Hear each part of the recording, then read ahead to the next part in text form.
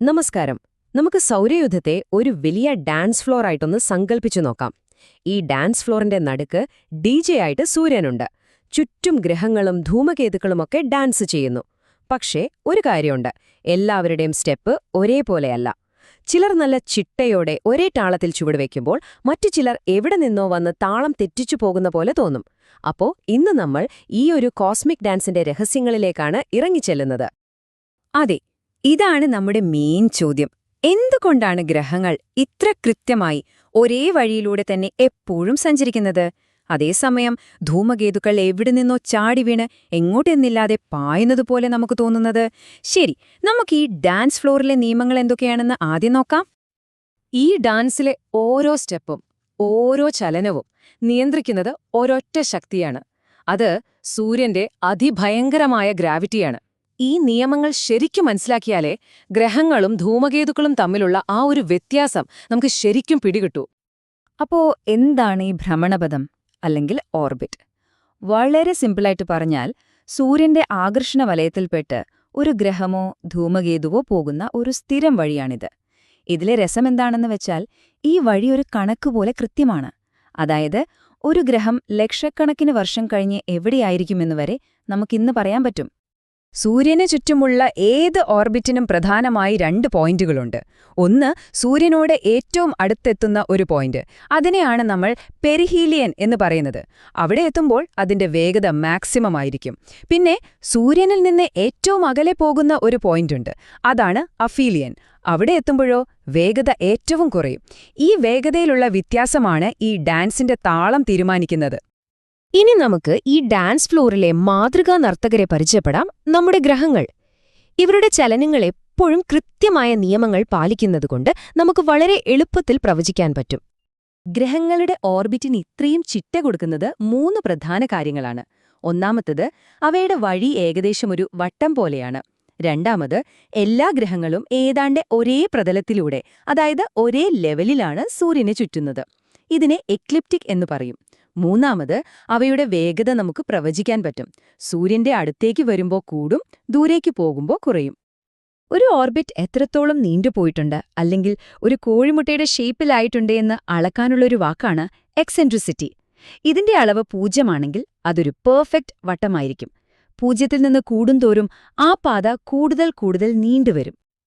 അപ്പോ രസകരമായ കാര്യം എന്താണെന്ന് വെച്ചാൽ, നമ്മുടെ സൗരയൂഥത്തിലെ ഏറ്റവും താളം തെറ്റിയ അല്ലെങ്കിൽ ഏറ്റവും കൂടുതൽ എക്സെൻട്രിസിറ്റിയുള്ള ഗ്രഹമായ ബുധന്റെ അളവ് പോലും വെറും 0.21 ആണ്.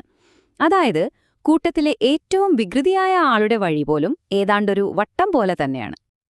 ഈ വേഗതയിലുള്ള വ്യത്യാസമൊന്ന് നോക്കിക്കേ. സൂര്യനോട് ഏറ്റവും അടുത്തുള്ള ബുധൻ ഒരു സെക്കൻഡിൽ 48 കിലോമീറ്റർ വേഗതയിൽ ഒരു റോക്കറ്റ് പോലെ പായുമ്പോൾ, ഏറ്റവും അറ്റത്തുള്ള നെപ്റ്റ്യൂൺ വളരെ പതുക്കെ ഒരു സെക്കൻഡിൽ വെറും 5 കിലോമീറ്റർ വേഗതയിലാണ് പോകുന്നത്. അപ്പോ സൂര്യനിൽ നിന്നുള്ള ദൂരം എത്രത്തോളം ഈ ഡാൻസിന്റെ വേഗതയെ നിയന്ത്രിക്കുന്നുണ്ടെന്ന് ഇതിൽ നിന്ന് വ്യക്തമാണല്ലോ. ഓക്കെ, അപ്പോ ചിട്ടയുള്ള നർത്തകരെ നമ്മൾ കണ്ടു. ഇനി ഈ ഡാൻസ് ഫ്ലോറിലെ ഏറ്റവും പ്രവചിക്കാൻ പറ്റാത്ത ആൾക്കാരെ പരിചയപ്പെടാം. ധൂമകേതുക്കൾ. ഗ്രഹങ്ങളെ വെച്ച് നോക്കുമ്പോൾ ഇവരുടെ സ്റ്റെപ്പുകൾ തികച്ചും വ്യത്യസ്തമാണ്. ശാസ്ത്രം പറയുന്നതും അതുതന്നെയാണ്. ധൂമകേതുക്കളുടെ ഓർബിറ്റുകൾ വളരെ വലുതാണ്, അതിലുപരി ഭയങ്കരമായി നീണ്ടതാണ്. ഗ്രഹങ്ങളെ അപേക്ഷിച്ച് അവയുടെ പാതകൾ എത്രത്തോളം തീവ്രമാണെന്ന് ഈ ഒരൊറ്റ വാചകത്തിൽ നിന്നും മനസ്സിലാക്കാം. ഇതാണ് ശരിക്കുള്ള വ്യത്യാസം. ഓർമ്മയുണ്ടോ, ബുധന്റെ എക്സെൻട്രിസിറ്റി വെറും 0.21 ആയിരുന്നു. എന്നാൽ ഒരു സാധാരണ ധൂമകേതുവിന്റെ കാര്യമെടുത്താൽ അത് 0.8ലും കൂടുതലാണ്. അതായത്, അവയുടെ പാത ഒരു വട്ടത്തിനോട് യാതൊരു സമയവുമില്ല, പകരം ഒരു റബ്ബർ ബാൻഡ് വലിച്ചു നീട്ടിയതുപോലെയാണ്. ഈ ചിത്രം കണ്ടാൽ തന്നെ കാര്യം പിടികിട്ടും. ഗ്രഹങ്ങൾ ഒരു പരന്ന പ്ലേറ്റിൽ ഒരേ ദിശയിൽ കറങ്ങുന്നതുപോലെയാണ്. എന്നാൽ ധൂമകേതുവോ അതേതോ ഒരു കോണിൽ നിന്ന് വന്ന് ആ പ്ലേറ്റിനെ മുറിച്ചു കടന്നുപോകുന്നതുപോലെയാണ്. അതുപോലെ തന്നെ വേഗതയുടെ കാര്യത്തിലും വലിയ വ്യത്യാസമുണ്ട്. ഇതിന്റെ ഒരു പ്രാക്ടിക്കൽ സൈഡ് എന്താണെന്നറിയാമോ?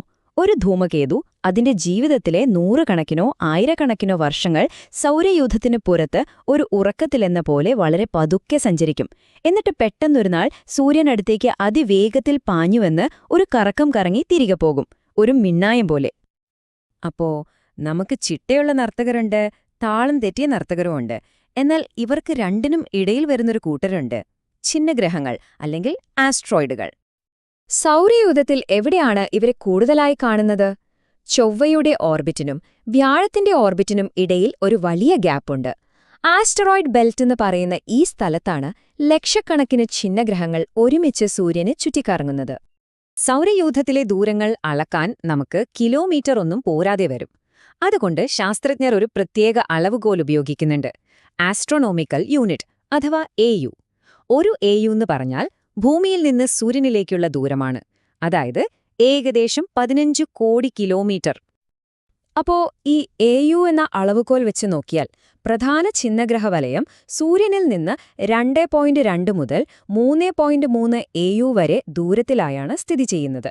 ചുരുക്കി പറഞ്ഞാൽ ഭൂമിയും സൂര്യനും തമ്മിലുള്ള ദൂരത്തിന്റെ 2-3 ഇരട്ടി ദൂരെ. ഇവിടെയാണ് കഥ ഒന്നിക്കുന്നത്. ഛിന്നഗ്രഹങ്ങൾക്കും ധൂമകേതുക്കൾക്കും ഒരു കോമൺ രഹസ്യമുണ്ട്. ഏതാണ്ട് 45 കോടി വർഷങ്ങൾക്കു മുൻപ് നമ്മുടെ സൗരയൂഥം രൂപപ്പെട്ടപ്പോൾ ഗ്രഹങ്ങളായി മാറാൻ പറ്റാതെ ബാക്കി വന്ന പാറയുടെയും ഐസിന്റെയുമൊക്കെ കഷ്ണങ്ങളാണ് ഇവ രണ്ടും എന്നാണ് ശാസ്ത്രജ്ഞർ കരുതുന്നത്. അപ്പോ നമ്മൾ എന്തൊക്കെയാ കണ്ടത്? നല്ല ചിട്ടയോടെ നൃത്തം ചെയ്യുന്ന ഗ്രഹങ്ങള്, താളം തെറ്റി എവിടെ നിന്നോ പാഞ്ഞുവരുന്ന ധൂമകേതുക്കള്, പിന്നെ അവർക്കിടയിലുള്ള ഛിന്നഗ്രഹങ്ങള്. ഇവ ഓരോന്നിന്റെയും വഴി സൗരയൂഥമുണ്ടായ ആ കാലഘട്ടത്തിന്റെ ഓരോ ഫോസിലുകൾ പോലെയാണ്. അങ്ങനെയെങ്കിൽ ഈ വ്യത്യസ്തമായ വഴികൾ നമ്മുടെയെല്ലാം ഉത്ഭവത്തെക്കുറിച്ച് എന്ത് കഥയായിരിക്കും നമ്മളോട് പറയാൻ ശ്രമിക്കുന്നത്? അടുത്ത തവണ ആകാശത്തേക്ക് നോക്കുമ്പോൾ ഈ ഒരു പ്രപഞ്ച നൃത്തത്തെക്കുറിച്ച് ഓർത്തു നോക്കുക.